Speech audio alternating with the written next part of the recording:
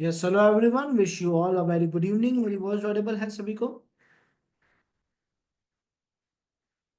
चलो great, perfect है। So start करते हैं आज के कंटेंट को। इससे पहले हम स्टार्ट करें, कल आप सभी को मैंने एक टास्क दिया था इंफॉर्मेशन गैदरिंग से रिलेटेड कि आप लोग अलग अलग सर्च इंजन की मदद से या आप लोग सर्च इंजन की मदद से अलग अलग वर्ड्स लिखकर डब्ल्यू एस क्यूब तक का ज्यादा से ज्यादा डेटा, ज्यादा से ज्यादा इंफॉर्मेशन एक्सट्रैक्ट करके लाओगे, है ना? सो सब लोग अपनी अपनी फाइल्स चैट में शेयर कर दो। फाइल्स को यहाँ पे ड्रैग एंड ड्रॉप कर सकते हो आप। सो लेट्स सी आप लोगों ने अब तक सर्च इंजन्स की मदद से कितना डेटा कलेक्ट करा है। जितना भी डेटा कलेक्ट करा है सब लोग अपने अपने रिपोर्ट्स मुझे चैट में शेयर कर दो फास्ट।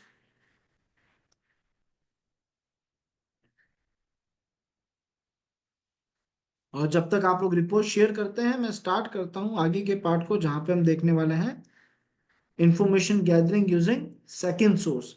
दूसरा सोर्स क्या है इंफॉर्मेशन कलेक्ट करने का, वो देखेंगे। ठीक है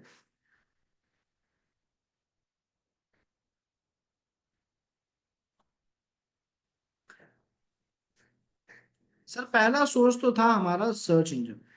अब जो हमारा सेकंड सोर्स है, बहुत ही इंटरेस्टिंग सोर्स है। इस सोर्स को हम दो नाम से पहचान सकते हैं। पहला इसका नाम है एडवांस सर्च ऑपरेटर। पहला नाम क्या है? Advance search operator. दूसरा इसको हम कहते हैं गूगल डॉक। अब क्या डिफरेंस है एडवांस सर्च ऑपरेटर और गूगल डॉक में, है ना? दोनों में डिफरेंस क्या है, दोनों का यूज क्या है? ऑल दोनों एक ही चीज है। ये असल में वो फिल्टर्स हैं जिसकी मदद से मैं अपने सर्च इंजन को ये बता पाता हूँ कि मुझे एग्जैक्टली exactly चाहिए क्या है। हमने एथिकल हैकिंग लिखा, बहुत सारा पेड कोर्स आ गया, बट मैं चाह रहा हूँ कि मैं कुछ फिल्टर्स का यूज ले लूँ जिसकी मदद से मैं ब्राउजर को रिस्ट्रिक्ट कर दूं कि मुझे क्या डेटा चाहिए और ब्राउजर वही डेटा दे, उसके अलावा दूसरा डेटा दे ही ना। तो वो रिस्ट्रिक्शंस लगाने के लिए, वो फिल्टर्स लगाने के लिए ये एडवांस सर्च ऑपरेटर्स या गूगल डॉक काम आते हैं। दोनों एक ही चीज है। ठीक है, इनको यूज लेने के दो तरीके हैं। पहला तरीका है ऑटोमेशन, जिसमें एक बेसिक ऑटोमेशन प्रोसेस के जरिए हम इसे यूज ले सकते हैं। दूसरा तरीका है मैनुअल, जिसमें हमें मैनुअली सारा काम करना पड़ता है। इनको यूज लेने के लिए मैनुअली कोड्स लिखने पड़ते हैं, इनके फिल्टर्स के नाम लिखने पड़ते हैं।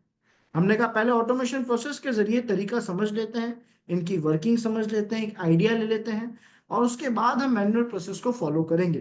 ठीक है, तो हम चले हमारे ब्राउजर की तरफ ऑटोमेशन तरीके को देखने के लिए। पहले हम हमारे ब्राउजर पर गए और ब्राउजर पर जाने के बाद आई होप डिस्प्ले सभी को क्लियर विजिबल होगा, अपडेट कर देना मुझे। ब्राउजर में जाने के बाद हमने यहाँ पे लिखा एडवांस सर्च और एंटर प्रेस कर दिया। केवल एडवांस सर्च लिखा मैंने। जब मैंने ऐसा सर्च किया तो मेरे पास गूगल का एडवांस सर्च का एक फॉर्म आ चुका है। मैंने इस पर क्लिक करा और हमारे सामने यहाँ पे एक फॉर्म ओपन हो चुका है। ये फॉर्म मुझे कह रहा है कि सर जो जो इनपुट्स मांग रहा हूँ वो डेटा दो और उस हिसाब से मैं आपको रिजल्ट ला के दूंगा। असल में इस फॉर्म में मुझसे जो डेटा मांगा जा रहा है उस डेटा को फिल करने पे मैं अच्छे से अच्छे फिल्टर्स अप्लाई कर पाऊंगा। देखते हैं किस इनपुट बॉक्स में हमसे क्या डेटा मांगा गया है, कहाँ पे हमें क्या लिखना चाहिए। सबसे पहले इनपुट बॉक्स की बात करूं तो यहाँ पे लिखा हुआ है ऑल दीज वर्ड्स। ये कह रहा है कि सर वो सारे वर्ड्स आप यहाँ पे लिख दो जो आप चाहते हो कि आपको आउटपुट में दिखे, यानी जिनसे रिलेटेड वेबसाइट आपको चाहिए वो वर्ड्स यहाँ पे लिख दो। तो हमने यहाँ पे कुछ तीन चार वर्ड्स लिख दिए, पांच वर्ड्स लिख दिए। Ashish, W S cube, hacking course, YouTube. हम कह रहे हैं कि हमें वो सारी वेबसाइट लाके दिखाओ जिनमें ये वर्ड यूज हो रहे हैं। ठीक है, उसके जस्ट नीचे जो सेकंड कॉलम है वो मुझे कह रहा है दिस एग्जैक्ट वर्ड और फ्रेज। ये कह रहा है कि सर अगर इन सभी वर्ड्स में से कोई भी ऐसा वर्ड है जिसकी प्रायोरिटीज हाई है, जो आप चाहते हो कि रिजल्ट में होना ही होना चाहिए किसी भी केस में, तो वो वर्ड यहाँ पे लिख दो। फॉर एग्जाम्पल हमने आशीष लिख दिया, यानी हम क्या कह रहे हैं कि भाई इन सारे वर्ड से मिलती जुलती वेबसाइट्स तो दिखाओ, बट ये कंफर्म होना चाहिए कि उन वेबसाइट में ये वर्ड होना ही होना चाहिए। बाकी हो चाहे ना हो चलेगा, पर इस वर्ड की प्रायोरिटी सबसे हाई है। ये वर्ड मुझे मेरे रिजल्ट में चाहिए। तीसरा जो इसका कॉलम है वहां पे लिखा हुआ है एनी ऑफ दीज वर्ड्स, जिसका मतलब कि सर कई बार ऐसा होता है कि आपके पास खूब सारे वर्ड्स हैं, आप कंफ्यूज हो, आपको नहीं पता कौन से वर्ड से अच्छा रिजल्ट आएगा, कौन से वर्ड से अच्छा रिजल्ट नहीं आएगा। तो वो सारे वर्ड्स आप यहाँ लिख सकते हो। उनमें से जिससे भी रिजल्ट, जिस भी वर्ड की मदद से अच्छा रिजल्ट आ रहा होगा वो रिजल्ट दिखा दिया जाएगा। यानी सिलेक्ट करा जाएगा कि इनमें से जिसका डेटा अच्छा है वही दिखेगा। तो फॉर एग्जांपल मैंने यहाँ भी तीन चार वर्ड लिख दिया, मैंने लिख दिया admin logging, sorry, admin, login, YouTube और हैकिंग। यानी मैं कह रहा हूं कि भाई इन चारों में से अगर किसी भी वेबसाइट में कोई एक भी वर्ड देखने को मिलता है तो वो वेबसाइट मुझे रिजल्ट में लाकर दे दी जाए। उसके जस्ट नीचे जो हमारे पास ऑप्शन है वो कह रहा है नन ऑफ दीज वर्ड्स। अब ऐसा भी तो होगा कि कोई एक ऐसा वर्ड होगा जो मैं नहीं चाहता आउटपुट में कहीं भी दिखाई दे। कोई भी अगर ऐसा वर्ड है जो आप नहीं चाहते कि रिजल्ट में आउटपुट में कहीं भी दिखाई दे तो वो यहाँ लिख सकते हो। जैसे मैंने फेसबुक लिख दिया, मैं नहीं चाहता कि मुझे मेरे रिजल्ट में कहीं भी फेसबुक वर्ड देखने को मिले, पूरे आउटपुट में फेसबुक नहीं होना चाहिए गूगल के रिजल्ट में। उसके बाद यहाँ पे एक और ऑप्शन है जो कह रहा है नंबर्स रेंजिंग फ्रॉम। ये मुझे कह रहा है कि सर अगर आप जिस तरीके का डेटा सर्च कर रहे हो वहां पे नंबर्स, फिगर्स, इनका कोई भी रोल प्ले होता है, वहां पे अगर इनकी कोई भी जरूरत पड़ती है तो आप इस ऑप्शन का यूज ले सकते हो। जैसे मान लो अगर मैं कोई प्रोडक्ट खरीद रहा होता तो वहां पे प्राइस की रेंज देना चाहता कि इस रेंज से इस रेंज के अंदर का प्रोडक्ट चाहिए तो इसको यूज ले सकता था। अगर मैं वेट की बात करता तो इसको यूज ले सकता था। अगर मैं टाइम की बात करता, किसी साल की बात करता, किसी ईयर की बात करता तो यहाँ मैं इसको यूज ले सकता था। यानी नंबर्स के अगर किसी भी तरीके की रेंज की हमें जरूरत होती तो हम इस ऑप्शन को यूज लेते। बट फिलहाल दिक्कत क्या है? फिलहाल दिक्कत यह है कि आपको डब्ल्यू एस क्यूब टैग से रिलेटेड आउटपुट चाहिए है और वहां पे इस रेंज का कोई वैल्यू ही नहीं है, कोई काम आ ही नहीं रही है रेंज।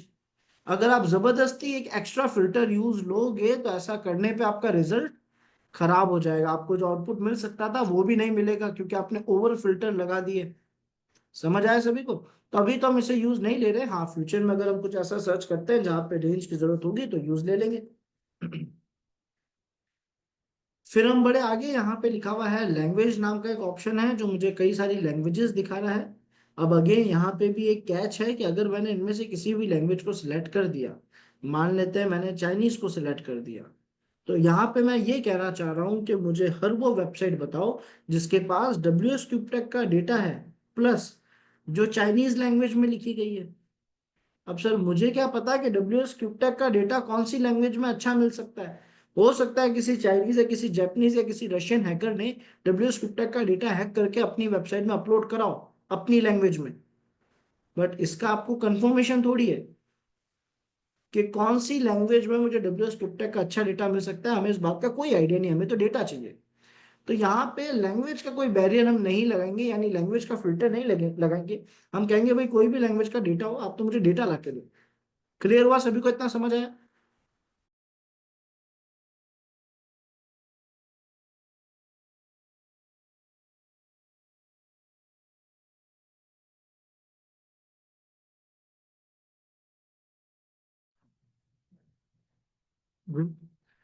लैंग्वेज के जस्ट नीचे मुझे रीजन का ऑप्शन दे रखा है जहां पे मुझे अलग अलग जगह देखने को मिल रही है। यहाँ पे सारे रीजन्स देखने को मिल रहे हैं। मैं इनमें से कोई भी रीजन को सिलेक्ट कर सकता हूँ, बट यहाँ पे भी वही गैप है कि मान लो मैंने कनाडा को सिलेक्ट कर दिया तो अगेन द पार्ट इज कि मुझे नहीं पता ना डब्ल्यू स्क्रिप्ट का सबसे ज्यादा डेटा कौन से रीजन से अच्छा मिल सकता है। अगर मैंने कनाडा को सिलेक्ट कर दिया है और वहां पे डब्ल्यू स्क्रिप्ट का डेटा है ही नहीं तो ये तो फिल्टर खराब हो गया। और ओवर फिल्टर लगाने की वजह से मुझे जहां से भी डेटा मिल सकता था वो भी नहीं मिलेगा। तो अगेन यहाँ पे भी मैं कोई भी रीजन सेलेक्ट नहीं करूंगा, एनी रीजन रखूंगा कि भाई जिस भी जगह का डेटा हो हमें डेटा से मतलब है फिलहाल, ना ही लैंग्वेज से ना ही उसकी जगह से। लास्ट अपडेट, यहाँ पे आप देखोगे आपको तीन चार ऑप्शंस बता रहा है कि भाई आप जो डेटा लेना चाहते हो क्या वो 24 आवर्स में अपडेट हुआ हुआ डेटा चाहिए है, एक वीक पहले अपडेट हुआ हुआ डेटा चाहिए है, एक मंथ के अंदर अंदर अपडेट हुआ हुआ डेटा चाहिए, या एक साल पहले का डेटा चाहिए। अच्छा चलो सब लोग मुझे चैट में रिप्लाई करना। क्या आपको पता है डब्ल्यू एस का वो काम का डेटा जो हमें चाहिए वो कब अपलोड हुआ होगा? किसी को भी कोई टाइम कोई ड्यूरेशन कुछ पता है कि वो कब अपलोड हुआ होगा? नहीं पता है। ऑब्वियस है सर, हमें नहीं पता कौन से ईयर में डब्ल्यू एस का ज्यादा अच्छा या काम का डेटा अपडेट हुआ, लीक कब हुआ क्या कुछ आइडिया नहीं है। हो सकता है स्टार्टिंग में, हो सकता है मिड में, और स्टार्टिंग में तो कम डेटा होगा, धीरे धीरे वेबसाइट उस पर स्कैनिंग करेगी, कोई हैकर हैक करेगा, कोई डेटा अपलोड करेगा, कोई कुछ करेगा। जब चीजें फेमस होती है तब ऐसा होता है, तो हमें एक्यूरेट नहीं पता। तो हम यहाँ पे इस ऑप्शन को फिलहाल यूज नहीं लेंगे। हाँ, अगर मैं कोई न्यूज के बारे में सर्च कर रहा होता, कोई लेटेस्ट ट्रेंड के बारे में सर्च कर रहा होता, कोई लेटेस्ट अपडेट के बारे में सर्च कर रहा होता, तो ये ऑप्शन मेरे काम आता, अभी नहीं आएगा। उसके बाद मेरे पास एक ऑप्शन है साइट और डोमेन का। ध्यान से समझना है इसका क्या कहना है। इसका कहना है कि अगर आपने मेरे आगे किसी भी वेबसाइट का नाम लिख दिया, किसी भी वेबसाइट का नाम अगर मैं यहाँ लिखता हूँ, तो उस वेबसाइट के अलावा कोई भी दूसरी वेबसाइट मुझे रिजल्ट में दिखाई ही नहीं जाएगी। अगर मैंने यहाँ पे wscryptech.com लिख दिया, तो मेरे पास सारे यूआरएल्स, सारा डेटा, सारे इंडेक्स केवल wscryptech.com वेबसाइट का आएगा। अब एक बात बताओ, क्या wscryptech की वेबसाइट पे हमें कुछ काम का डेटा मिल सकता है? कुछ ऐसा डेटा जो ओनर नहीं चाहता है दिखाना? वो wscryptech की वेबसाइट पे रखेगा ही क्यों, अगर वो डेटा नहीं दिखाना चाहते हैं तो? अच्छा, क्या मुझे कोई ऐसी वेबसाइट पता है जो मुझे wscryptech का सारा डेटा लाके दे दे, तो मैं उसी का नाम लिख देता हूँ यहाँ पे? ये भी नहीं पता। अलग अलग प्लेटफॉर्म्स है सर, अलग अलग वेबसाइट है। अभी हमने सर्च इंजन के जरिए अपना टास्क करा, अलग अलग वेबसाइट ने अलग अलग डेटा दिया है। तो हम वेबसाइट यहाँ मेंशन नहीं करेंगे, क्योंकि अगर हमने कर दी तो ये उस वेबसाइट के अलावा दूसरा डेटा लाकर दिखाएगा ही नहीं, जो हमारे लिए सही नहीं है। फिर उसके बाद आता है टर्म्स अपियरिंग। ये एक काम का ऑप्शन है, ध्यान से समझना। मतलब आगे चल के इसको मैन्युअली यूज लेना है हमें। टर्म्स अपियरिंग का मतलब ये है कि आपने कहा कि आपको वो सारी वेबसाइट्स दिखाई जाए जिनमें ये वर्ड्स यूज हो रहे हैं। सवाल ये है कि एक वेबसाइट तो बहुत बड़ी होती है, वेबसाइट के किस हिस्से में ये वर्ड्स यूज होने चाहिए तो आपको वेबसाइट लाकर दिखाई जाए? ये वर्ड्स हो सकता है किसी वेबसाइट के टाइटल में, ये जो टॉप में गूगल एडवांस सर्च लिखा है ना, टाइटल है।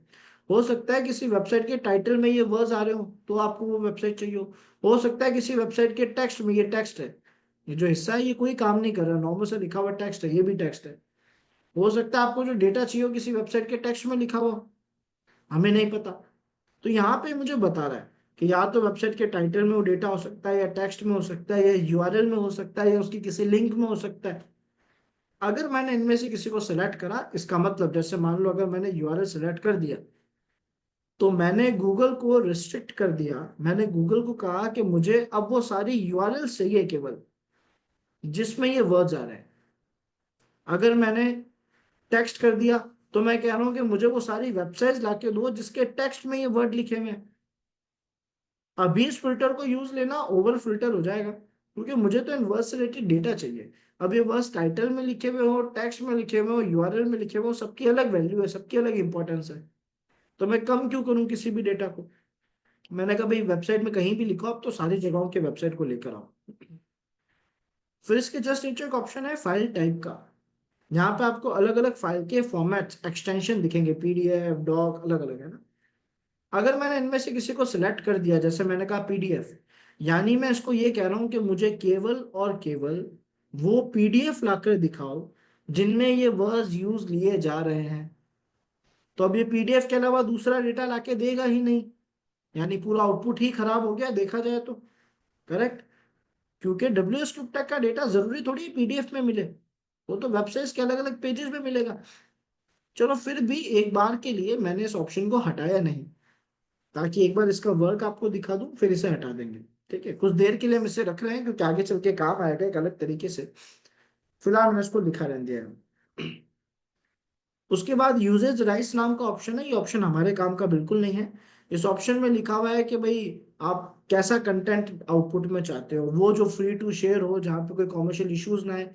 इन शॉर्ट, जब भी कोई ऐसा डेटा ढूंढ रहा होता है ना जिसको वो अपनी वेबसाइट में यूज लेगा, अपनी अलग अलग जगहों पे यूज लेगा, और वो नहीं चाहता कि कोई भी कॉपीराइट इशू है, वो कंटेंट फ्री टू यूज हो, तो वो इस ऑप्शन को यूज लेता है। हमारे तो फिलहाल कोई काम का ही नहीं है, मुझे तो डब्ल्यू स्क्रिप्ट का डेटा चाहिए, इन्फॉर्मेशन चाहिए, है ना। तो मैंने अपनी तरफ से जितने भी इनपुट्स देने थे दे दिए। अपने सर्च इंजन को जो भी समझाना था कि हमें कैसा आउटपुट चाहिए समझा दिया। अब आपको केवल सर्च बटन पे क्लिक करना है और देखना है ये कैसा रिजल्ट लाकर देता है। क्या ये सभी ऑप्शन सभी को समझ आए? यस और नो में अपडेट करना।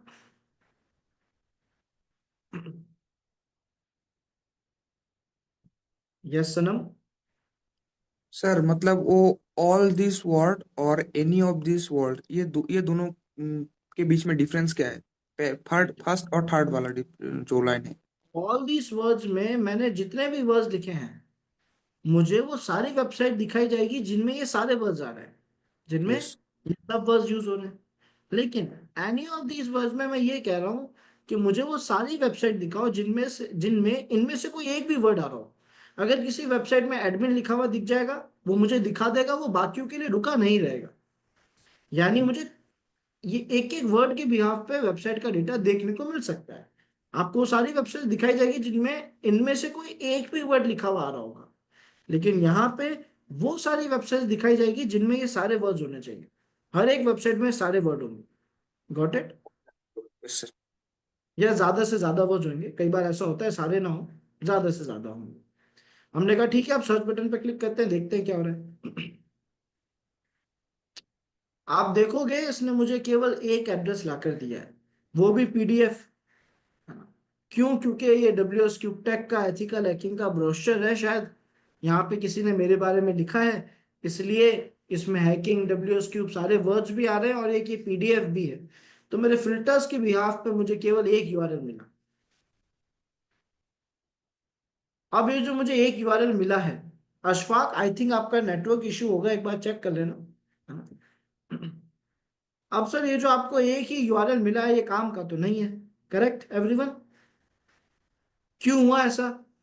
तो चलो अब देखते हैं कि मैंने जो फॉर्म फिल करा वो दिख कैसा रहा है, मैन्युअली कैसा दिख रहा है। ध्यान देना सब लोग और मुझे बताना।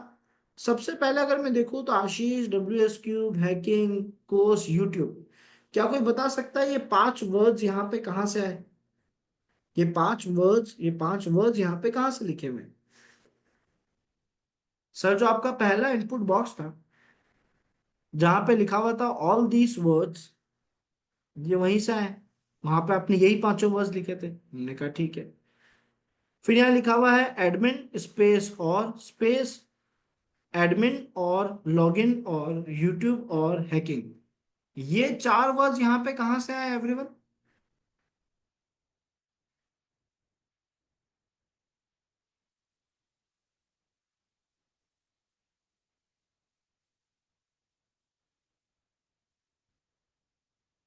ओके अशोक।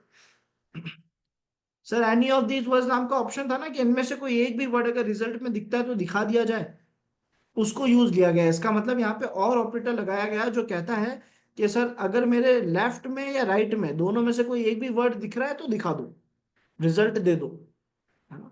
हमने कहा ठीक है। अच्छा, उसके बाद ये जो आशीष नाम का वर्ड है, ये डुअल कोट्स में क्यों लिखा हुआ है, कोई बताएगा?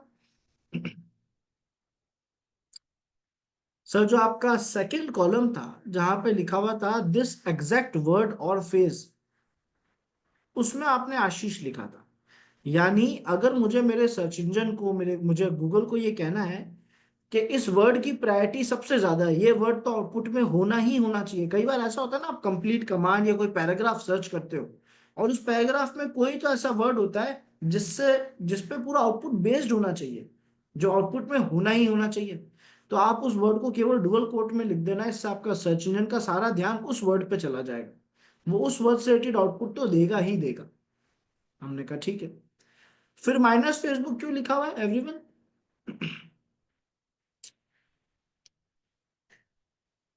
नन ऑफ दीज वर्ड्स नाम का एक ऑप्शन था कि सर, अगर आपने नन ऑफ दीज वर्ड में फेसबुक लिखा था, इसलिए वो वर्ड यहां आ रहा है जिसका आगे माइनस लिखा हुआ है।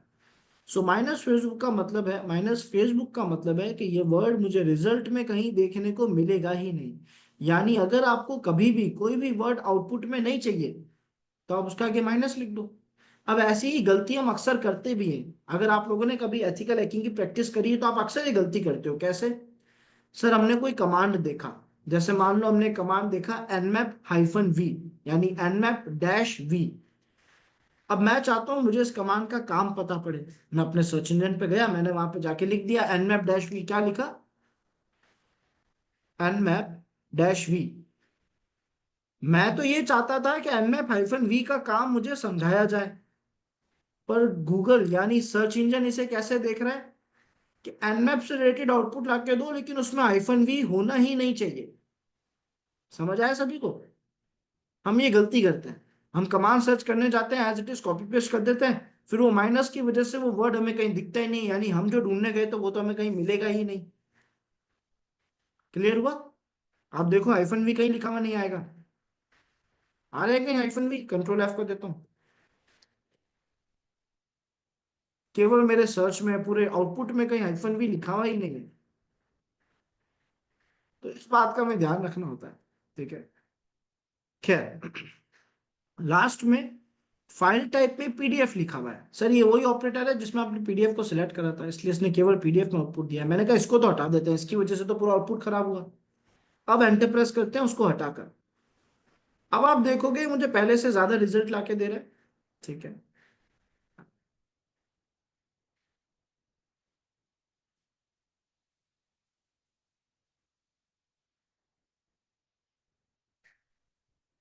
ठीक है, तो ये मुझे पहले से ज्यादा आउटपुट लाके दे रहा है ना?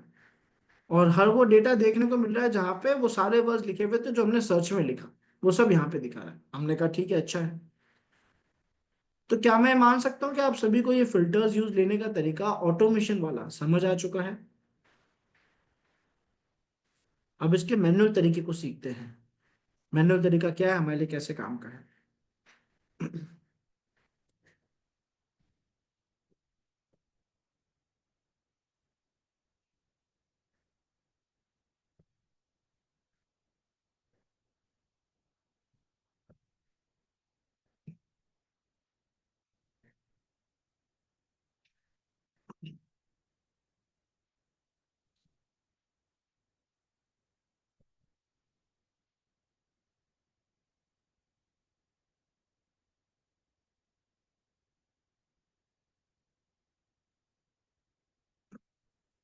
ओके एवरीवन, आई होप सभी को डिस्प्ले क्लियर विजिबल होगा। आपके सामने यहाँ पे कुछ गूगल डॉक यानी मैनुअल ऑपरेटर्स, जो काम अभी हमने ऑटोमेशन में करा, उसी के मैनुअल कमांड्स आपके सामने लिखे हुए हैं। कैसे यूज लेने हैं समझाता हूँ। सबसे पहला ऑपरेटर माइनस, निगेशन। सभी को इसका काम अच्छे से पता है। चैट में रिस्पॉन्स कंटिन्यूस देते रहना ताकि मुझे पता पड़े आपको क्या समझ आया क्या नहीं आया। इसका काम सभी को अच्छे से पता पड़ चुका है। इसके आगे कोई भी वर्ड लिखोगे वो रिजल्ट में नहीं दिखेगा। ठीक है, फाइल टाइप का काम अच्छे से समझ आ चुका है। ठीक है, अब यहाँ पे कुछ फंक्शंस हैं जैसे कि in URL, all in URL, in title, all in title, all in text, और यहाँ पे मैं फिलहाल के लिए लिख देता हूँ इन टेक्स्ट। वैसे नेक्स्ट पेज पे फिर से लिखा हुआ दिखेगा बट अभी यहीं लिख देता हूँ इन टेक्स्ट। ये जो हमारे 6 ऑपरेटर्स हैं ये एक जैसा काम कर रहे हैं, आपस में जुड़े हुए हैं। क्या काम कर रहे हैं, कैसे काम के लिए, कैसे क्या काम कर रहे हैं समझ के देखते हैं, इसको यूज लेकर देखते हैं। आप सभी को याद होगा उस गूगल फॉर्म में ऑप्शन था टर्म्स अपियरिंग इन पेज।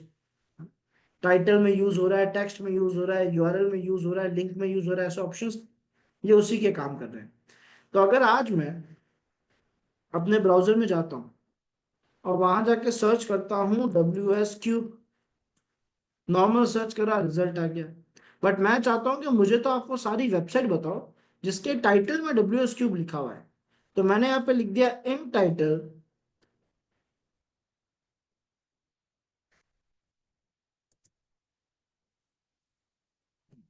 मैंने यहाँ पे लिखा इन टाइटल कॉलन WS क्यूब।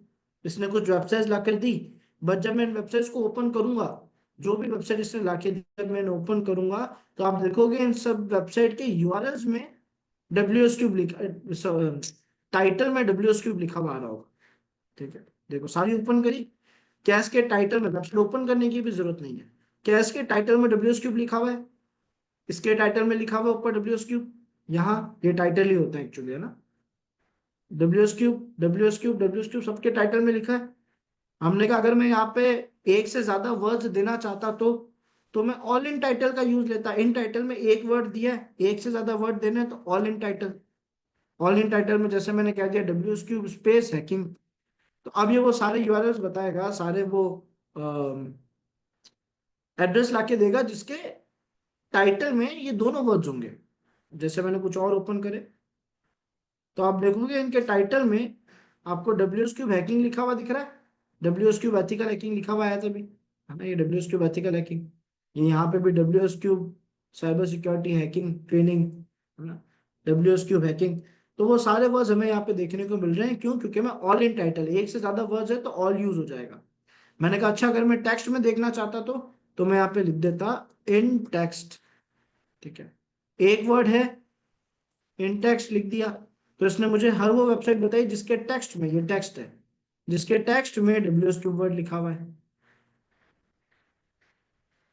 दिखा रहा है, जहां जहां टेक्स्ट में डब्ल्यू एस क्यूब लिखा हुआ है, इसमें भी लिखा हुआ होगा, अंदर जाना पड़ेगा, वेबसाइट के अंदर जाने पे टेक्स्ट में दिखेगा। कुछ में बाहर ही दिख जाता है, तो बाहर दिखा रहा हूँ जल्दी। अगर एक से ज्यादा वर्ड है तो ऑल इन टेक्स्ट।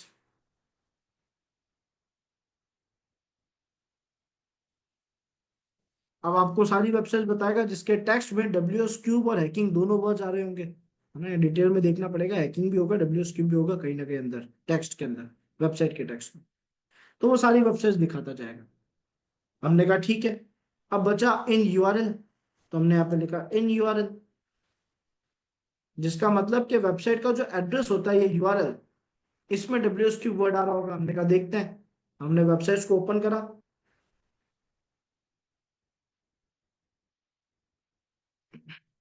वेबसाइट्स पे गए, इसके यूआरएल में डब्ल्यू एस क्यूब लिखा हुआ है, इसके यूआरएल में डब्ल्यू एस क्यूब लिखा हुआ है, हट गया, वो रिडायरेक्ट हो गया, ठीक है। इसके यूआरएल में डब्ल्यू एस क्यूब लिखा हुआ है। तो इस तरीके से हम in URL, all in URL, in text, all in text, in title, इन सबका यूज लेते हैं। क्या ये बात सभी को समझ आ गई अच्छे से? गुड। अब इसके अलावा हमारे पास कुछ और ऑपरेटर्स हैं। इन टेक्स्ट तो मैंने आपको समझा दिया है ना, समझ आ गया होगा इन टेक्स्ट। साइट क्या काम करता है? साइट का ये कहना है कि अगर आपने इसके आगे किसी भी वेबसाइट का नाम लिखा तो ये उसके अलावा दूसरा रिजल्ट दिखाएगा ही नहीं, केवल वेबसाइट का ही डेटा दिखाएगा। हमने कहा ट्राई करते हैं। अपने ब्राउजर में गए, यहाँ पे हमने लिखा साइट कॉलन wscubetag.com, ठीक है, wscubetag.com। इन टेक्स्ट का मतलब है कि इन टेक्स्ट के आगे आपने जो भी वर्ड लिखा है, आपको वो सारी वेबसाइट्स दिखाई जाएगी जिसके टेक्स्ट में कहीं ना कहीं वो वर्ड यूज लिया जा रहा होगा। Okay Ashfaq, clear?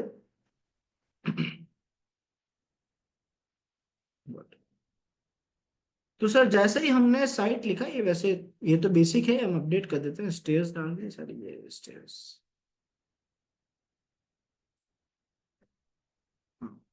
तो आप देखोगे कि अब आप चाहे किसी भी पेज पे चले जाओ, आपको wscubetech.com का ही डेटा मिलेगा। ये courses.wscubetech.com, wscubetech.com लाइव, सारे wscubetech के डोमेन आएंगे, चाहे आप किसी भी पेज पे चले जाओ।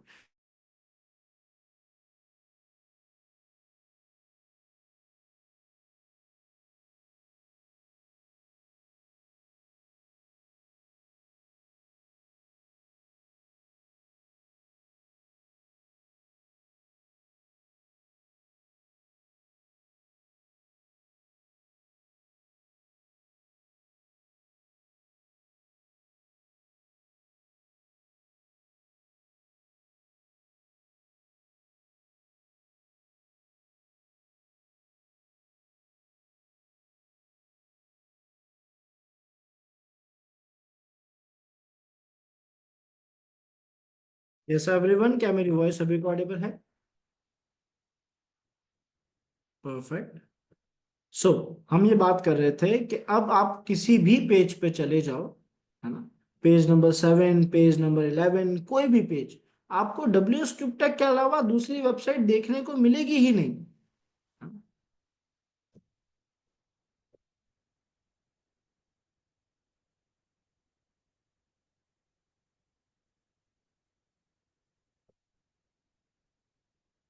देखना, किसी भी पेज पे जा रहा हूं, मैं कौन से पेज पे हूँ? 11th पेज पे हूँ, केवल wscubetech का डेटा दिखा रहा है।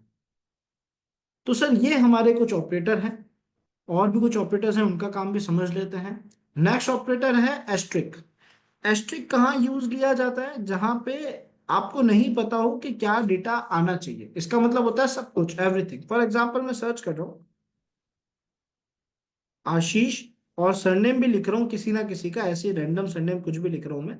जैसे मान लो मैं सरनेम लिख देता हूँ रॉबर्ट, तो मैंने ROB लिखा, अब मान लेता हूँ मुझे आगे की स्पेलिंग नहीं आती, तो क्या करूंगा? तो सर वहां मैं एस्ट्रिक लगा सकता हूँ। इसका मतलब मैं गूगल को कह रहा हूँ कि मुझे वो सारे यूजर्स का डेटा दिखाओ जिनके नाम में स्टार्टिंग में आशीष लिखा है, एंड में ROB लिखा है, बाद में चाहे जो भी लिखा हुआ हो, बट मुझे वो सारे यूजर्स दिखा दो, सारा डेटा दिखा दो। तो एस्ट्रिक का मतलब है कि यहाँ कुछ भी आ सकता है ना? क्या नहीं दिख रहा है? डिस्प्ले विजिबल नहीं है? क्या सभी को डिस्प्ले विजिबल है? मेरा कैमरा विजिबल नहीं होगा, यस वो पॉसिबल है, because due to electricity issue, light issues, आपको मेरा फेस कुछ देर तक विजिबल नहीं होगा, but I think display visible होगा। गुड। तो सर एस्ट्रिक का मतलब है यहाँ कुछ भी आ सकता है। जब भी आप कंफ्यूज होते हो, टूल का नाम नहीं पता होता, पूरा डिटेल में नहीं पता होता, तो आप एस्ट्रिक लगा देते हो, है ना? कि भाई मुझे वो सारा डेटा दिखा दो जिसके स्टार्टिंग में यहाँ तक का डेटा मैच हो रहा हो, आगे का मुझे पता नहीं है क्या है, तो वहां हम एस्ट्रिक लगाते हैं। पाइप क्या काम करता है, कैसे काम आएगा, ये मैं आगे चल के बताऊंगा। एक इंटरेस्टिंग फंक्शन है ये भी, तो इसको आगे यूज लेकर बताऊंगा, तब आपको और अच्छे से समझ आएगा इसकी वर्किंग। फिलहाल बात करते हैं सबसे इंपॉर्टेंट और पर्सनली मेरे फेवरेट ऑपरेटर की, इंडेक्स ऑफ। ये मेरा पर्सनली फेवरेट ऑपरेटर है, बहुत काम का ऑपरेटर है ना? बहुत यूजफुल है। यूजफुल कैसे है, इसकी वर्किंग समझते हैं सबसे पहले, तभी आपको पता पड़ेगा ये हमारे लिए कितना ज्यादा यूजफुल ऑपरेटर है।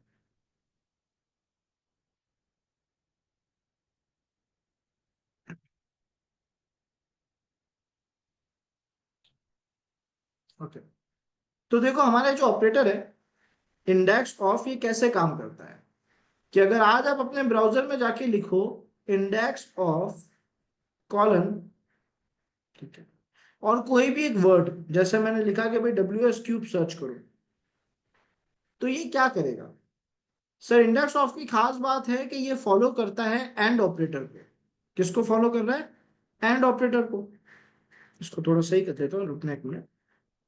हाँ, कि इंडेक्स ऑफ फॉलो करता है सर एंड ऑपरेटर को, और एंड ऑपरेटर का क्या कहना है? एंड ऑपरेटर का ये कहना है कि उसके लेफ्ट हैंड साइड में लिखी हुई बात और उसके राइट हैंड साइड में लिखी हुई बात, यानी लेफ्ट हैंड साइड की कंडीशन और राइट हैंड साइड की कंडीशन, अगर दोनों सही साबित होती है तो ही ये उस डेटा को रिजल्ट में दिखाएगा, तो ही ये उस काम को करेगा। फॉर एग्जाम्पल इंडेक्स ऑफ क्या कह रहा है, उसकी दो कंडीशंस क्या है? इंडेक्स ऑफ की पहली कंडीशन है कि मैं आपको रिजल्ट में केवल वो ही डेटा दिखाऊंगा जहां पे WS क्यूब वर्ड लिखा गया होगा, जहां पे WS क्यूब वर्ड यूज हो रहा होगा। हमने कहा देखा जाए तो सारे ऑपरेटर यही तो कर रहे हैं। भाई कोई भी ऑपरेटर जो अब तक हमने यूज लिया है, चाहे वो इंटेक्स्ट हो, इन URL हो, कोई भी हो, काम तो सब यही कर रहे थे कि उनके आगे जो आपने वर्ड लिखा है वो आपको केवल वही वेबसाइट्स बताएंगे जिनमें वो वर्ड्स लिखे हुए आ रहे हैं। ये भी वही कह रहा है। हमने कहा ठीक है, ये तो बहुत आसान है, यहाँ कोई दिक्कत नहीं है। लेकिन जो इसकी सेकंड कंडीशन है ये थोड़ी इंटरेस्टिंग है। कैसे इंटरेस्टिंग है? इसकी सेकंड कंडीशन कह रही है कि मैं आपको केवल और केवल वो वेबसाइट बताऊंगा या बताऊंगी जिसमें कमी है। क्या है? कमजोरी है, वनरेबिलिटी है। किस चीज की वनरेबिलिटी है? तो सर इस वनरेबिलिटी को हम कहते हैं इंडेक्स ऑफ की वनरेबिलिटी। अब इस इंडेक्स ऑफ की वनरेबिलिटी में होता क्या है, तो एक एग्जांपल लेते हैं इस बात को समझने के लिए। हमने देखा था कि एक डेवलपर ने अपनी वेबसाइट को, अपने वेबसाइट के सभी फोल्डर्स, सभी फाइल्स, इन सबको उठाकर एक सर्वर पर रख दिया। एक ऐसी मशीन जिसके पास पब्लिक IP है, जो डेवलपर ने खरीदा। डेवलपर को एक लॉगिन पेज दिया जाता है, जब उसमें सही यूजर नेम और पासवर्ड लिखता है डेवलपर, तो उसे सर्वर का कंट्रोल मिलता है। वो अपने सर्वर पे जाता है, वो तो सर्वर का ओनर है भी, है ना, खरीद रखा है उसने सर्वर। वो सर्वर पे जाता है, अपने सभी वेबसाइट के फोल्डर्स देखता है, उसके अंदर रखी हुई सारी फाइल्स देखता है, सारा डेटा डेवलपर देख पाता है। बिल्कुल वैसे जैसे मैं या आप अपने फाइल मैनेजर में दिस PC में जाके हर एक फोल्डर में रखा हुआ डेटा देख पाते हो, बिल्कुल वैसे ये भी देखता है। देखिएगा अभी इसको ऑन करता है सर्वर को, सारे फोल्डर्स और किस फोल्डर में क्या क्या पड़ा है सब देखता है। लेकिन एक नॉर्मल यूजर जो कह रहा था कि भाई, जैसे मान लो इस वेबसाइट का नाम अगर WS.com है ना, तो एक नॉर्मल यूजर जो अपने मशीन में जाके कह रहा था कि उसे WS.com नाम की वेबसाइट चलानी है, वो हमेशा केवल वेबसाइट का प्रोग्राम देख पाता है, वेबसाइट का UI देख पाता है अच्छी खासी, बनी बनाई चलती हुई वेबसाइट देख पाता है। करेक्ट।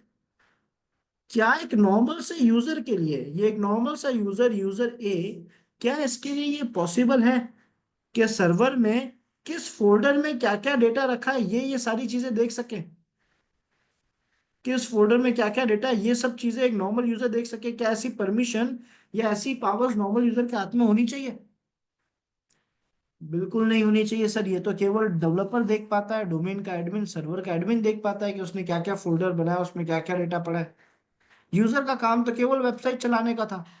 अगर यूजर ये डेटा देख पाता है तो ये है कमजोरी, कमी। किस चीज की कमी? इंडेक्स ऑफ की कमी।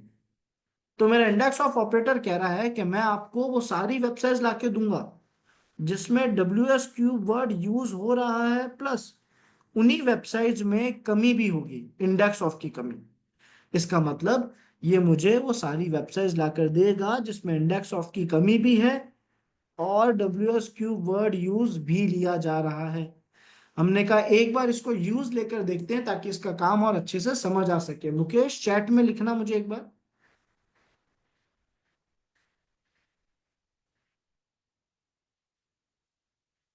हम चलते हैं हमारे ब्राउजर पे इसकी वर्किंग देखने के लिए। ठीक है, आई होप आप सभी को विजिबल भी होगा। मैं गया मेरे ब्राउजर पे, ब्राउजर पे जाके हमने यहाँ पे सर्च करा इंडेक्स ऑफ कॉलन। मान लो मैंने लिख दिया फेसबुक। मैंने क्या सर्च करा? इंडेक्स ऑफ कॉलन फेसबुक, और एंटर प्रेस कर दिया। इसको अब हम सही कर देते हैं यहाँ पे।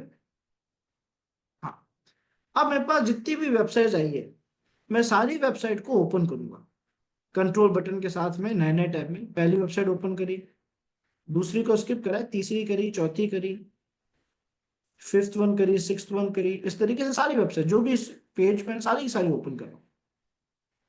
इंडेक्स ऑफ का क्या कहना था कि मैं आपको वो सारी वेबसाइट्स बताऊंगा जिनमें कमजोरी है, और उन वेबसाइट्स में कहीं ना कहीं पे WS क्यूब वर्ड यूज भी लिया जा रहा है। अब अगर आप देखोगे, आप किसी भी वेबसाइट पर चले जाओ, इन सब में कमी है इंडेक्स ऑफ की। आप इनमें रखे हुए फोल्डर्स और फोल्डर में रखी हुई सारी फाइल्स देख सकते हो। एक फोल्डर बैक आ सकते हो, एक और फोल्डर बैक आ सकते हो, फिर से हर फोल्डर में रखी हुई फाइल देख पाते हो। दूसरी वेबसाइट में चलते हैं, यहाँ भी सेम। तीसरी वेबसाइट, यहाँ भी सेम। किस फोल्डर में क्या डेटा पड़ा है आप सब देख पा रहे हो। शायद सभी को विजिबल होगा, है ना? तो ये क्या है सर? ये कमी है इंडेक्स ऑफ की। और ये आपको क्यों दिख रही है सारी वेबसाइट्स? क्योंकि इन वेबसाइट के अंदर कहीं ना कहीं ये वर्ड यूज लिया जा रहा था। ध्यान रखना, इनका फेसबुक से कोई रिलेशन नहीं है। ये फेसबुक की वेबसाइट नहीं है, हो भी सकती है, नहीं भी हो सकती। ये वेबसाइट यहाँ इसीलिए लिखी है क्योंकि इसमें एक तो कमी है, ऊपर से ये वर्ड इस वेबसाइट में यूज हो रहा था, इस वेबसाइट में भी ये वर्ड यूज हो रहा था। तो क्योंकि इन वेबसाइट में ये वर्ड कहीं ना कहीं लिखा हुआ आ रहा था, इसलिए वेबसाइट हमें यहाँ पे देखने को मिली, और इनमें कमी भी थी इंडेक्स ऑफ की। तो हमें देखा जाए तो सीधा वर्नेबिलिटीज मिली है वेबसाइट की। हर उस वर्नेबल वेबसाइट हमें दिख गई जिसमें कहीं ना कहीं फेसबुक वर्ड यूज लिया जा रहा था केवल। क्या ये बात सभी को अच्छे से समझ आई? फोल्डर के अंदर जा सकते हो। ध्यान रखना, वो मुझे केवल फोल्डर के अंदर रखा हुआ डेटा दिखा रहा है, पूरा कंट्रोल नहीं दे रहा। फाइल्स रन नहीं होगी, डिलीट नहीं होगी, अपलोड नहीं होगी, एडिट नहीं होगी, वो कंट्रोल नहीं दे रहा है। एक्सेस करने का कंट्रोल दे रहा है। पर कमी तो वो भी है। Got it? परफेक्ट। तो आप देखोगे कि सर हमने कितनी आसानी से कुल कुछ एडवांस सर्च टेक्निक्स की मदद से कमियां ढूंढ ली, सामने वाली मशीन का इतना डेटा एक्सट्रैक्ट कर लिया, वो डेटा जो आप लोगों ने मुझे भेजा है। ठीक है, बहुत अच्छे।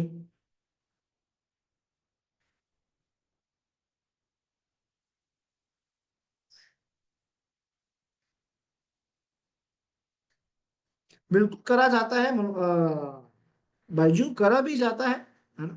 हम ऐसा करते हैं, डेफिनेटली करते हैं। जब हम वेब पेनिट्रेशन टेस्टिंग परफॉर्म करते हैं तो हम इसी तरीके से सिस्टम का बहुत सारा डेटा कलेक्ट करते हैं, बहुत सारी कमियां कलेक्ट करते हैं, और उस डेटा की मदद से फिर अटैक होता है। थोड़ा इन होता है, डायरेक्ट नहीं होता, बट होता है।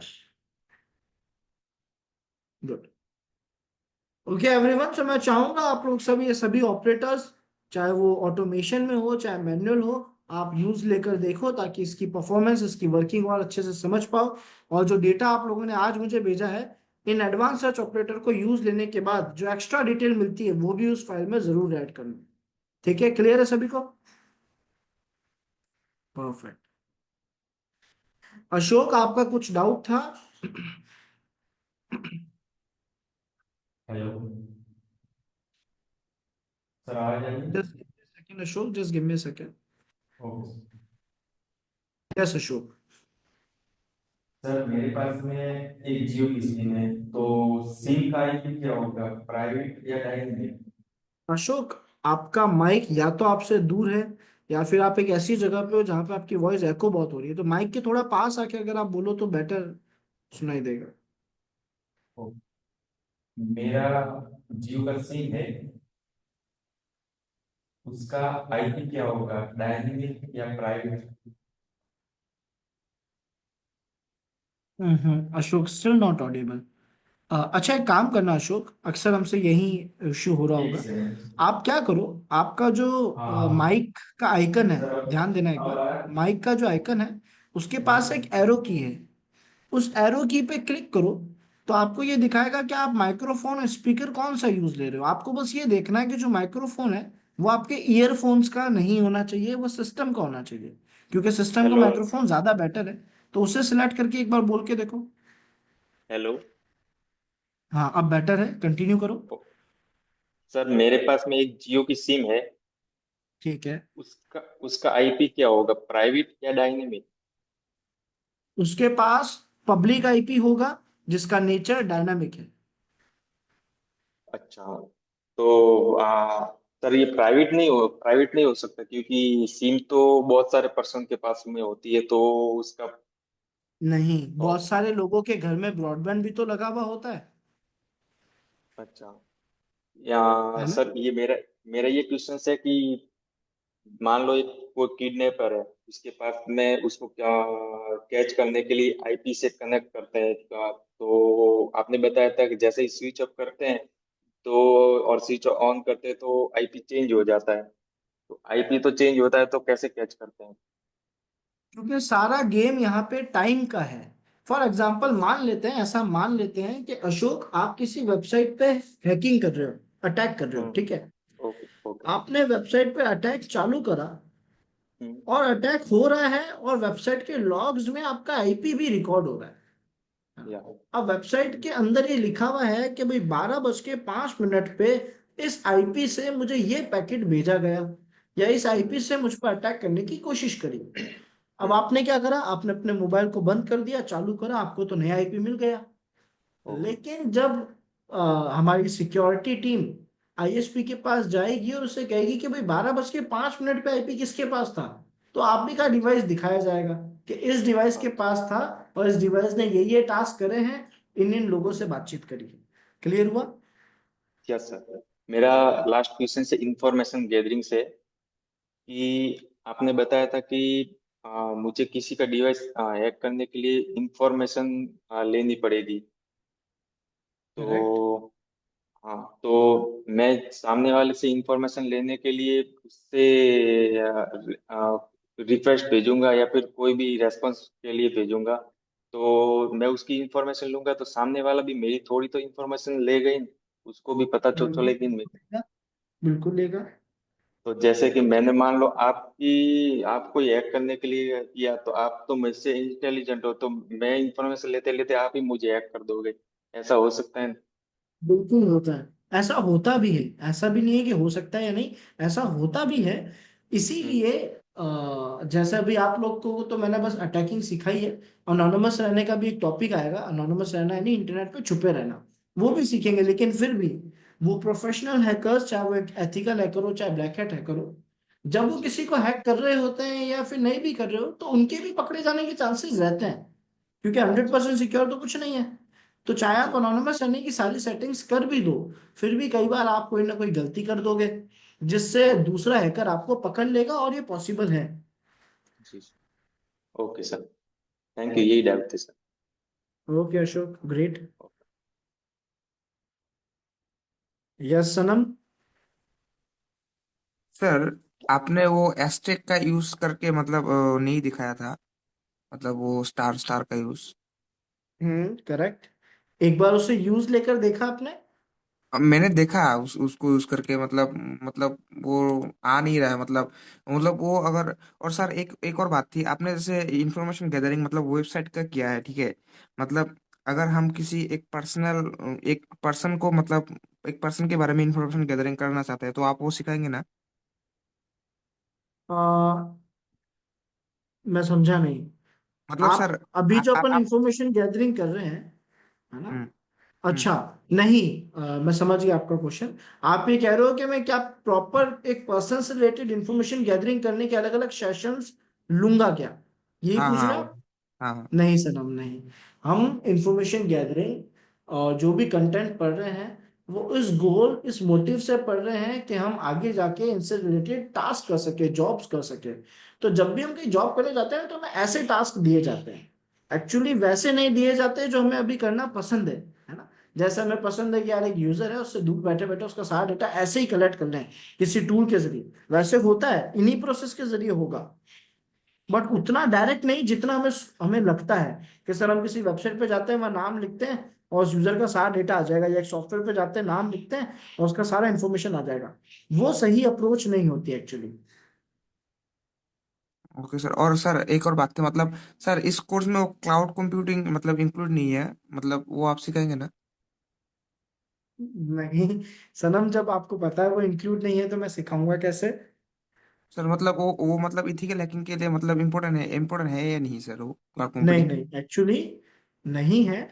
एथिकल हैकिंग आपको सारे कोर्सेज का एक बेस सिखाता है, अच्छे लेवल तक सिखाएगा, अभी आप सीखोगे, आप लोगों को मजा आएगा डेफिनेटली। हम्म। लेकिन वो एक बेस सिखाता है ना? जब हम्म। हम इनमें से किसी फील्ड को सिलेक्ट करते हैं, जैसे अगर आप में से किसी ने डिजिटल फॉरेंसिक्स को सिलेक्ट करा, तो हम्म। उसे तो क्लाउड कंप्यूटिंग की कोई जरूरत ही नहीं है। अगर आप में से किसी ने नेटवर्क पेनिट्रेशन टेस्टिंग को भी सिलेक्ट करा एज अ फील्ड, तो उसको भी क्लाउड कंप्यूटिंग की जरूरत नहीं है। क्लाउड कंप्यूटिंग की जरूरत उसको पड़ेगी जो वेब पेनिट्रेशन टेस्टिंग में जाएगा या सर्वर पेनिट्रेशन टेस्टिंग में जाएगा, वो सीखता है क्लाउड पेनिट्रेशन टेस्टिंग। इस वजह से वो टॉपिक ऐड नहीं करा गया, क्योंकि एथिकल हैकिंग में आपके वो काम नहीं आता। और अगर आप देखोगे ना, कहीं भी आप एक्सप्लोर करके देखना, जहां भी आप देखोगे कि एथिकल हैकिंग कोर्स में क्लाउड कंप्यूटिंग का टॉपिक दे रखा है, उनने केवल ऊपर ऊपर से थ्योरेटिकल आपको चार बातें समझाई है केवल। अब जो चीज आपको वहां वैल्यू नहीं दे रही, जिस चीज का आपको प्रैक्टिकल नहीं करा सकते, जिस चीज का थोड़ा डिटेल में नहीं ले जा सकते, उसकी केवल डेफिनेशन से काम नहीं बनता। Got it? Hmm. Okay okay sir. Thank you sir. Okay. Good night sir. Good night.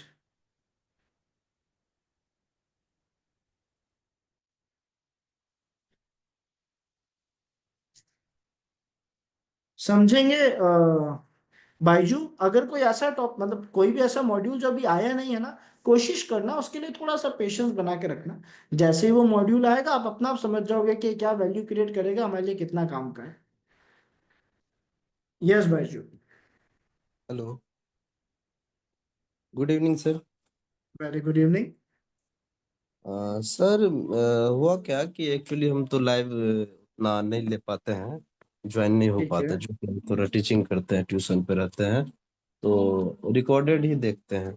हुआ क्या कि ओके। सर वो जो जी एडिट कमांड होता है वो मेरे में इंस्टॉल नहीं हो पा रहा है। स्क्रीन शेयर कर सकते हो आप अभी? नो सर, हम अभी तो ट्यूशन पे हैं। ओके। देखो, नॉर्मली दो ही इशू होंगे, आपने एपीटी को चेक नहीं करा होगा अच्छे से। एपीटी अगर काम कर रहा है, अगर एपीटी अपडेट काम कर रहा है सही से, तो आप एपीटी इंस्टॉल जीएडिट लिखो, उसके बाद जीएडिट बिल्कुल सही काम करेगा। सर वो किए हुए थे, जैसे हम आपको भेज दे रहे हैं, फोटो खींचे हुए थे। फोटो भेजा है मुझे? भेज अभी दिए। भेज रहे हैं? अभी शेयर कर दीजिए आप, मैं अभी चेक कर लेता हूँ। भेज दिए सर। ओके, रिसीव हुआ है, अलाउ मी अ मिनट। ठीक है, ये बिल्कुल सही चल रहा है। ये आपसे वाई और एन, यस और नो पूछ रहा है। वाई लिख कर एंटर प्रेस करोगे तो ये इंस्टॉल कर देगा। नहीं, नहीं हो पा रहा था सर। कुछ एरर दिखा रहा है, उसका भी स्क्रीनशॉट भेज दो मुझे तो बेटर है। यस, भेजे हैं, अभी सेंड किए हैं। अच्छा, एक और भेजा है अपना?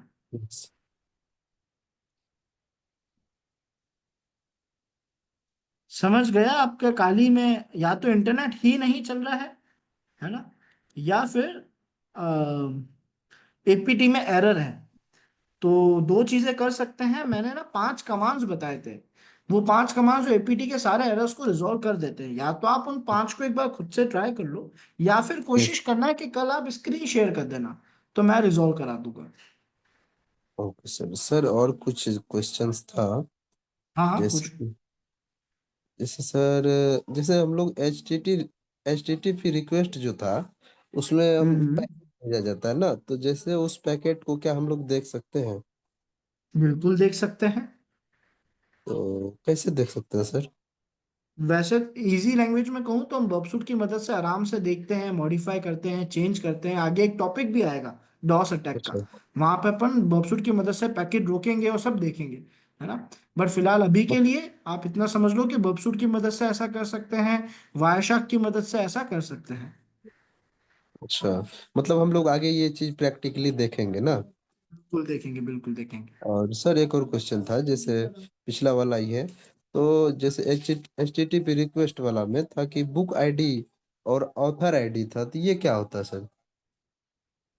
एचटीटीपी रिक्वेस्ट में आपने ऑथर आईडी और बुक आईडी कहाँ देखा, समझा नहीं मैं। अच्छा, हाँ। Got it. वो। एक्चुअली बाइजू, वो जो लास्ट में रिक्वेस्ट के अंदर जो डेटा लिखा हुआ था ना बॉडी में, author ID yes. Equals to कुछ भी लिखा हुआ होगा, बुक आईडी इक्वल्स टू कुछ भी लिखा हुआ होगा, यस यस ये यस। वो डेटा था जो यूजर ने लिखकर सर्वर को भेजा है ना। वो अब ये सर लेकिन वेबसाइट में कोई पास बॉक्स बना हुआ था। वो तो पासवर्ड टाइप से, जैसे 1 2 4 वगैरह इस हाँ, टाइप से। पासवर्ड जैसा कुछ, है ना, जी। पासवर्ड जैसा कुछ आप समझ लो। अब वेबसाइट में तो बहुत सारे फंक्शन होते हैं ना, जैसे हम लॉगिन करते हैं वैसे ही हम सर्च भी करते हैं, सर्च नाम का भी अच्छा। आइकन होता है, वहां भी जाके कुछ वर्ड लिखते हैं। तो ये ऐसा सारा डेटा बॉडी के अंदर जाते हैं, तो वो जो बुक आईडी और ऑथर था ना, वो यस। डेटा यूजर ने सर्च करा था। ओके। और सर एक और क्वेश्चन है, जैसे कोई भी हैकर जो है, वो कुछ पैकेट्स कैसे भेजता है डाटा कलेक्ट करने के लिए? जैसे हम किसी को अगर भेजना चाहें, तो कैसे हम उनका डाटा कलेक्ट कर सकते हैं, किसी पर्सन का, सिस्टम का? के लिए बस थोड़ा सा वेट और करना पड़ेगा। अपन है ना नेटवर्क स्कैनिंग के टॉपिक पे जाएंगे, इंफॉर्मेशन गैदरिंग के बाद ही है ना। आई थिंक परसों हम पहुंच जाएंगे उस टॉपिक पे। तो वहां आप और धीरे धीरे समझ पाओगे कि हम कैसे पैकेट भेजते हैं, हमें डेटा कैसे मिलता है, हमें इंफॉर्मेशन कैसे जै- मिलती है। जैसे सर अभी हम यहाँ हैं, आप वहाँ हैं, तो क्या आप मेरे सिस्टम को हैक कर सकते हैं? It depends. देखो, अगर आप मुझसे ये पूछोगे कि सर आप मेरे सिस्टम पे बिना क्लिक करे, बिना मेरे इंटरेक्शन के, बिना आपके, है ना, जी। बिना यस। इंटरेक्शन के क्या मैं आपके सिस्टम को हैक कर सकता हूँ, तो मेरा जवाब है बिल्कुल नहीं। अगर आप मुझे पूछेंगे कि sir W S cube tech का भी तो एक सिस्टम है, सर्वर है, क्या आप यस। उसे हैक कर सकते हो बिना यूजर के इंटरेक्शन के, मैं कहूंगा बिल्कुल हाँ कर सकता हूँ। क्योंकि आईपी का रूल मुझे उससे बात करने देता है, आईपी का रूल मुझे आपसे बात नहीं करने देगा, क्योंकि आपके पास प्राइवेट आईपी है और आप लोकल एरिया नेटवर्क में हो। यस। क्लियर ओके हुआ। सर। और सर जैसे मेरा वाईफाई लगा हुआ है घर में, तो हम्म। उनके पास तो पब्लिक आईपी होगा। पर आपके पास तो फिर भी प्राइवेट है। अच्छा, हाँ, वो तो वाईफाई आईएसपी जो हमको फिर प्राइवेट दिया। तो सर जैसे अपने खुद का वाईफाई का हम आईपी कैसे जान सकते हैं? ये वाईफाई का आईपी कहाँ डालना है। जा जैसे हमको अपने वाईफाई का आईपी जानना है, तो उसमें भी आईपी होता होगा। आईपी जाने कैसे, वॉच माई आईपी जब हम लिखते हैं ना ब्राउजर में जाकर, तो मेरे राउटर का ही आईपी दिखाता है। Okay sir. और उस जैसे सर हम किसी पर्सन का आईपी, सिस्टम का आईपी नहीं निकाल सकते ना? देखो, इसके लिए मैं ये रिकमेंड करूंगा थोड़ा सा वेट करना। इसके आंसर्स में कुछ जगहों पे हाँ है, कुछ जगहों पे ना है। अब वो एक्सेप्शन अभी बता के बोल के बताना मुश्किल होगा, बट अपन अच्छा। धीरे धीरे जब करते रहेंगे ना टास्क, तो ये अपना आप समझ आ जाएगा कि किसी यूजर के आईपी कितने मिल सकते हैं, कैसे मिल सकते हैं, कहाँ हम बात कर पाते हैं, कहाँ नहीं कर पाते। थोड़े से दिनों में ये भी क्लियर हो जाएगा। Okay. Okay sir, thank you sir. Perfect, good great. Night. Okay everyone, so आज की क्लास में यही एंड करेंगे, बाकी का पार्ट नेक्स्ट क्लास में कंटिन्यू करेंगे। इन केस कुछ डाउट रह गया हो तो नेक्स्ट क्लास में मुझसे पूछ लेना, ठीक है। नेक्स्ट बैच का टाइम हो गया। कोशिश करना एक बार अपनी तरफ से एफर्ट्स डाल के अपने डाउट्स रिजॉल्व करने की जरूर कोशिश करना, अदरवाइज कल मैं कर दूंगा। ओके। सो बाय एवरीवन, गुड नाइट सबको।